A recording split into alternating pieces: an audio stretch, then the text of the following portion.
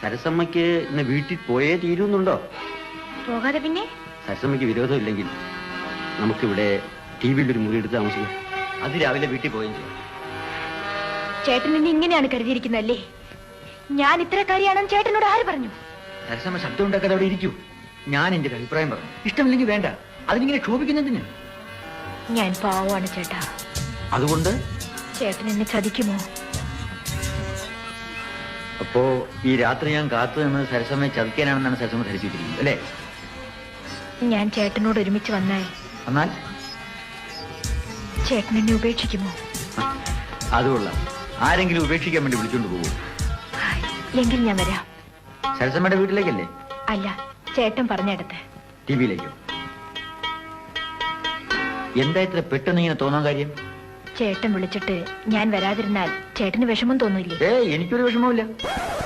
എനിക്ക് വിഷമമുണ്ട്.